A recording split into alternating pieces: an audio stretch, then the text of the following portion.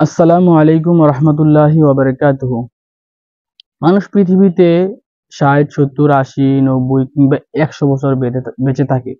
এত অল্প সময় মানুষ বেঁচে থাকার পর যা পাপ করে তার কারণে মানুষ কিভাবে এত তীব্র মাত্রার শাস্তি আস্বাদন করতে পারে? প্রশ্নটা যৌক্তিক যে আল্লাহ তাআলা মানুষকে পৃথিবীতে পাঠিয়েছেন এত অল্প সময়ের জন্য। আর এই অল্প সময় তারা কি পাপ করেছিল যার কারণে তাদেরকে আল্লাহ তাআলা এই মাত্রার শাস্তি দেবেন? তো আল্লাহ তাআলা এই প্রেক্ষাপটে সূরা নাবার ২৬ নম্বর আয়াতে বলছেন যে জাযাআন, এটা তাদের অর্জিত তাদের এটা। উইফাকন বলছে তাদের অর্জিত প্রতিফল, এটা প্রতিদান তারা যা করছে তার প্রতিদান স্বরূপ আল্লাহ তাআলা এটা দিয়েছেন। কারণ তারা যা অর্জন করছেন তার প্রতিদান দিয়েছেন। জাযাআ উইফাকন মানে তাদের অর্জিত প্রতিদান স্বরূপ তাদেরকে আল্লাহ তাআলা প্রদান করছেন। তারপর আয়াতে বলছে যে ইন্নাহুম কানু লা ইয়ারজুনা হিসাবা, তারা হিসাবের আশঙ্কা করতো না, তারা জবাবদিহিতার আশঙ্কা করতো না যে আল্লাহ তাআলার কাছে তাদেরকে জবাবদিহি করতে হবে সেই সম্পর্কে তারা গাফিল ছিল। তার কারণে আল্লাহ তাআলা তাদেরকে এই তীব্র মাত্রার শাস্তি আস্বাদন করবেন। কারণ যে মানুষ গাফিল থাকে তাদেরকে অবশ্যই যারা হিসাবের আশঙ্কাই করে না যে তারা আল্লাহ তাআলার সামনে হাজির হতে হবে, হিসাব দিতে হবে, তারা কোনো কিছুরই পাত্তা দিত না। যখন মসজিদে আজান হতো তারা খেলায় নিমজ্জিত থাকতো। তারা বলতো যে আমরা পাত্তা দিই না, তারা হিসাবের পাত্তা দিত না, নামাজে আল্লাহর বিধানের তারা পাত্তা দিত না। যখন তার মা বলতো আড্ডায় যেও না, সে আড্ডায় যেত, সে পার্টিতে যেত। তার মা বলতো যে সেখানে ইসলাম বহির্ভূত অনেক কর্মকাণ্ড করা হয়, সে পাত্তা দিত না। সে হালাল উপার্জন করতেছে কিনা সে পাত্তা দিত না। সে কাদের সাথে মিশতেছে, কাদের সাথে চলতেছে, কোনো কিছুরই পাত্তা দিত না। তো অবশ্যই আমরা যখন পাত্তা দেই না, হিসাবের আশঙ্কা করি না, যে জবাবদিহিতার আগ্রহী আমরা নই, তো তখন আমাদেরকে ফলাফল স্বরূপ আল্লাহ তাআলা যা দেবেন তা আমাদের অর্জিত, কারণ আমরা কখনোই তার আশা করতাম না। তো যার আশা আমরা করতাম না তা আমরা কারোর কাছে চাইতে পারি না। তো আমরা হিসাব জবাবদিহিতার আশা করতাম না, জান্নাতের আশা করতাম না, জাহান্নাম থেকে রক্ষার জন্য চেষ্টা করতাম না, এটাই অপরাধ। তারপর আয়াতে বলছে ওয়াকাজ্জাবু বিআয়াতিনা কিযাবা, আর এই কর্মকাণ্ডের মাধ্যমে তারা আল্লাহ তাআলার আয়াত সমূহকে মিথ্যা প্রতিপন্ন করছে। মানে যে আল্লাহর আয়াতগুলো তাদের গ্রহণ করার দরকার ছিল তারা তা মিথ্যা প্রতিপন্ন করছে। এই প্রেক্ষাপটে সূরা ফুরকানের ৩০ নম্বর আয়াতে রাসূল বলে, ইয়া রব্বি, হে আমার প্রতিপালক, ইন্না কওমি ইত্তাখাযু হাযাল কুরআনা মাহজুরা, বলবে হে আমার প্রতিপালক, আমার সম্প্রদায়ের লোকেরা এই কোরআনকে মাহজুরা, পরিত্যাজ্য হিসাবে গ্রহণ করছে। তারা কোরআন থেকে যে উপদেশ গ্রহণ করার প্রয়োজন ছিল তারা তা উপদেশ গ্রহণ করে নাই। এটা থেকে তারা উপকৃত হওয়ার কথা ছিল তা উপকৃত হয় নাই, এটাকে তারা পরিত্যাজ্য বস্তু হিসেবে গ্রহণ করছে। আল্লাহ তাআলা সূরা মুলকের ২ নম্বর আয়াতে বলছেন যে আল্লাহ আমাদেরকে পরীক্ষার জন্য পৃথিবীতে প্রেরণ করছে। আল্লাযী খালাকাল মাউতা ওয়াল হায়াতা লিয়াবলুয়াকুম আইয়ুকুম আহসানু আমালা, আল্লাহ জীবন মৃত্যু সৃষ্টি করছেন পরীক্ষা করে দেখার জন্য যে কে কর্মে উত্তম, কে ভালো কাজ করে। তো আল্লাহ তাআলা আমাদেরকে পরীক্ষার উদ্দেশ্যে পৃথিবীতে প্রেরণ করছেন জীবন মৃত্যু এই পদ্ধতি দিয়ে। তো আমরা যদি পৃথিবীতে পরীক্ষা কেন্দ্রে এসে আল্লাহ তাআলার বিধান লঙ্ঘন করি তাহলে আমরা অবশ্যই জাহান্নামের অধিবাসী হিসেবে গণ্য হতে হবে।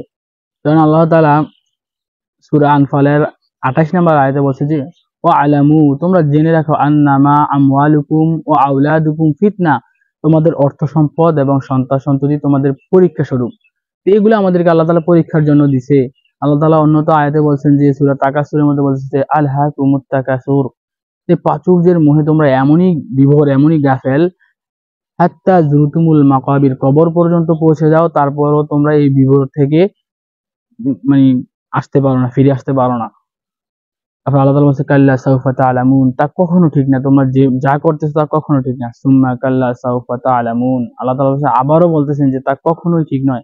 কাল্লা লাউ তা'লামুনা ইলমাল ইয়াকিন, যদি তোমরা জ্ঞানের ভিত্তিতে চিন্তা করতে তাহলে তোমরা কখনো এরূপ করতে পারতে না, যে তোমরা গাফিলতিতে তোমরা নিমজ্জিত থাকতে পারতে না, তোমরা আল্লাহর বিধান লঙ্ঘন করতে পারতে না।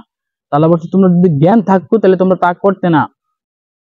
কাল্লা লাউ তা'লামুনা ইলমাল ইয়াকিন, আবার বলছে লা তারাহুন্নাল জাহিম, তোমরা অবশ্যই জাহান্নাম দেখবে। সুম্মা লা তারাহুন্নাহা আইনাল ইয়াকিন, তোমাদের নিজের চোখে তা অবলোকন করবে। আর তখন সুম্মা লা তুসআলুন্না ইয়াউমা ইযিন আনিন নাঈম, আল্লাহ তাআলা তোমাদেরকে পৃথিবীতে চলার জন্য যে নিয়ামত সমূহ দিয়েছে তার সম্পর্কে অবশ্যই তোমাদেরকে জিজ্ঞাসাবাদ করবে। আল্লাহর কাছে অবশ্যই তার জবাবদিহি করতে হবে। আল্লাহ তাআলা সূরা মুলকের ১০ নম্বর আয়াতে বলছেন যে যারা জাহান্নামী হবে তারা আফসোস করবে, তারা বলবে যে ওয়াকালু তারা বলবে লাউ কুন্না নাসমাউ আও নাআকিলু মা কুন্না ফি আসহাবিস সাঈদ, যদি আমরা পৃথিবীতে শুনতাম এবং বিবেক বুদ্ধি দিয়ে বুঝতাম তাহলে আজকে আমরা জাহান্নামের অধিবাসী হতাম না। তখন তারা আফসোস করবে যে আমরা আসহাবিস সাঈর, সাহিরের অধিবাসী হতাম না, জাহান্নামের অধিবাসী হতাম না। তো তারা তখন আফসোস করবে তারা পৃথিবীতে কি কর্মকাণ্ড করছে ওই সম্পর্কে তারা আফসোস করবে। আল্লাহ তাআলা সূরা মুনাফিকিনের আয়াতে বলছে যে যারা পৃথিবীতে যে বলছে ইয়া আইয়ুহাল্লাযীনা আমানু, এই ইমানদাররা, লা তুলহিকুম আমওয়ালুকুম ওয়ালা আওলাদুকুম আন যিকরিল্লাহ, তোমাদের অর্থ সম্পদ এবং সন্তান সন্ততি যেন তোমাদেরকে আল্লাহর স্মরণ থেকে গাফেল না করে। ওয়া মাই ইয়াফআল যালিকা ফাউলাইকা হুমুল খাসিরুন, যারা এরূপটা করবে তারা অবশ্যই ক্ষতিগ্রস্ত হবে, তারা ক্ষতিগ্রস্তদের অন্তর্ভুক্ত হবে। তো যখন আমরা জাহান্নামী হয়ে যাব তখন তার চাইতে আর ক্ষতি আর কি হতে পারে। পৃথিবীতে যে উদ্দেশ্য আমাদেরকে প্রেরণ করা হয়েছে জান্নাত অর্জন করার জন্য, আল্লাহর সন্তুষ্টি অর্জন করার জন্য, কারণ আল্লাহ তাআলা আমাদেরকে তার ইবাদত করার জন্য পৃথিবীতে প্রেরণ করছে। আল্লাহ তাআলা সূরা জারিয়াতের ৫৬ নম্বর আয়াতে বলছেন যে ওয়া মা খালাকতুল জিন্না ওয়াল ইনসা ইল্লা লিয়াবুদুন, আমি জিন এবং মানুষকে শুধু এই কারণেই সৃষ্টি করছি যে তারা আমার ইবাদত করবে, আমার দাসত্ব করবে। তো আল্লাহর দাসত্ব করার জন্য আমরা পৃথিবীতে আসছি। আর যদি আল্লাহর দাসত্ব ছেড়ে আমরা গাফলতিতে নিমজ্জিত থাকি, আল্লাহর বিধান লঙ্ঘনে নিমজ্জিত থাকি, তাহলে আমাদেরকে আল্লাহ তাআলা প্রতিদান স্বরূপ জাহান্নামী দিবেন। তো এটা আমাদের প্রতিদান, এটা আমার পৃথিবীতে এসে আমাদের অর্জিত হবে। তো আল্লাহ তাআলা আমাদেরকে ওই গাফেলদের অন্তর্ভুক্ত হওয়া থেকে রক্ষা করুক। আল্লাহ তাআলা সূরা আল ইমরানের ১৮৫ নম্বর আয়াতে বলছেন যে কুল্লু নাফসিন যায়িকাতুল মাউত, প্রত্যেকটা প্রাণীর মৃত্যু সাধন করতে হবে। ইন্নামা তুআফাউনা উজুরহুম ইয়াউমাল কিয়ামাহ, কিয়ামত দিবসে প্রত্যেকটা মানুষের পুঙ্খানুপুঙ্খ হিসাব দেওয়া হবে এবং পুঙ্খানুপুঙ্খ হিসাব নেওয়া হবে কি করছে পৃথিবীতে। ফামান যুহজিয়া আনিন নার, যাকে জাহান্নামের আগুন থেকে রক্ষা করা হবে, ওয়া উদখিলাল জান্নাত, এবং জান্নাতে প্রবেশ করানো হবে। ফাকাদ ফাজ, সে এই দুনিয়ায় যে কর্ম করছে আখিরাতের উদ্দেশ্যে সেই এই সফলতা অর্জন করছে, সেই সফল। ফাকাদ ফাযা মাল হায়াতুদ দুনিয়া ইল্লা মাতাউল গুরুর, আর এই দুনিয়ার জীবন একটা মাতাউল গুরুর, মানে ভোগের সামগ্রী ব্যতীত আর কিছু নয়।